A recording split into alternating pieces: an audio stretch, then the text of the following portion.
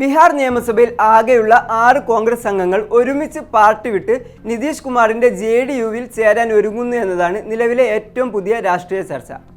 വെറും ഒരു കൂറുമാറ്റമല്ല, മറിച്ച് ബീഹാർ നിയമസഭയിൽ കോൺഗ്രസ് എന്ന പാർട്ടിയുടെ സാന്നിധ്യം തന്നെ ഇല്ലാതായേക്കാവുന്ന ഒരു നീക്കമാണിത്. ഇത് സംബന്ധിച്ച സ്ഥിരീകരണമൊന്നും ഇതുവരെയും വന്നിട്ടില്ലെങ്കിലും ഈ അഭ്യൂഹങ്ങൾക്ക് ബലം നൽകുന്ന ചില നിർണായക സംഭവ വികാസങ്ങൾ കഴിഞ്ഞ ദിവസങ്ങളിലായി നടന്നിട്ടുണ്ട്.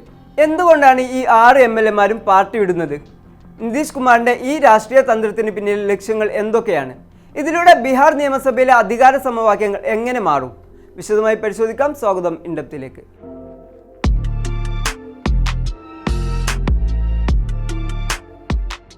ബീഹാറിൽ ആകെയുള്ള 6 കോൺഗ്രസ് MLAമാർ മുഖ്യമന്ത്രി നിതീഷ് കുമാറിന്റെ നേതൃത്വത്തിലുള്ള JDUവിലേക്ക് ചേക്കേറാൻ ഒരുങ്ങുന്നതായാണ് ഇപ്പോൾ വന്നിരിക്കുന്ന വാർത്തകൾ.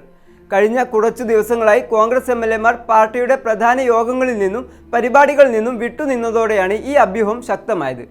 പട്നയിലെ കോൺഗ്രസ് ആസ്ഥാനത്ത് നടന്ന വിരുന്നിലും ഇവർ പങ്കെടുത്തിരുന്നില്ല. ഇത് പാർട്ടിയിൽ നിന്നുള്ള അവരുടെ അകൽച്ചയുടെ സൂചനയായിട്ടാണ് രാഷ്ട്രീയ നിരീക്ഷകർ കാണുന്നത്. ഇങ്ങനെയൊന്ന് സംഭവിച്ചാൽ അത് കേവലം 6 MLAമാരുടെ കൂറുമാറ്റമായി ചുരുക്കി കാണാനാകില്ല. മറിച്ച് 243 അംഗ ബീഹാർ നിയമസഭയിൽ കോൺഗ്രസിന് ഒരു പ്രതിനിധി പോലും ഇല്ലാത്ത അവസ്ഥയായിരിക്കും ഉണ്ടാവുക. ഇതിനെല്ലാം പുറമെ BJPയെ സമ്മർദ്ദത്തിലാക്കാനുള്ള നിതീഷ് കുമാറിന്റെ തന്ത്രവും ഈ രാഷ്ട്രീയ നീക്കത്തിന് പിന്നിലുണ്ട്. കോൺഗ്രസ് MLAമാരെ സ്വന്തം പാളയത്തിലെത്തിക്കാൻ സാധിച്ചാൽ നിയമസഭയിൽ BJPയേക്കാൾ വലിയ കക്ഷിയായി മാറാൻ JDUവിന് സാധിക്കും. നിലവിലെ NDA സഖ്യത്തിൽ BJPക്കാണ് കൂടുതൽ സീറ്റുകളുള്ളത്. 89 അംഗങ്ങളാണ് BJPക്കുള്ളത്. എന്നാൽ 6 MLAമാർ കൂടിയാകുമ്പോൾ JDUവിന് സഭയിൽ 91 അംഗങ്ങളുണ്ടാകും. ബീഹാറിൽ ഉടൻ നടക്കാനിരിക്കുന്ന മന്ത്രിസഭാ വിപുലീകരണത്തിന് മുന്നോടിയായി ഈ MLAമാർ കളം മാറി ചവിട്ടാൻ സാധ്യതയുണ്ടെന്നാണ് സൂചനകൾ. 6 പേരും ഒരുമിച്ച് മാറാൻ തയ്യാറായതിനാൽ തന്നെ അത് കൂറുമാറ്റവുമായി ബന്ധപ്പെട്ട നിയമപരമായ തടസ്സങ്ങളില്ലാതെ സാധ്യമാകുകയും ചെയ്യും. ഇത്തരമൊരു കൂറുമാറ്റം സംബന്ധിച്ച് സ്ഥിരീകരിക്കാവുന്ന പ്രതികരണങ്ങളൊന്നും ഇതുവരെയും ഔദ്യോഗികമായി പുറത്തു വന്നിട്ടില്ല. എങ്കിലും കോൺഗ്രസ് MLAമാർ മുഖ്യമന്ത്രി നിതീഷ് കുമാറുമായി ചർച്ചകൾ നടത്തി എന്ന സൂചനകളുണ്ട്. ചില NDA നേതാക്കൾ ഇക്കാര്യം സമ്മതിക്കുകയും ചെയ്തിട്ടുണ്ട്.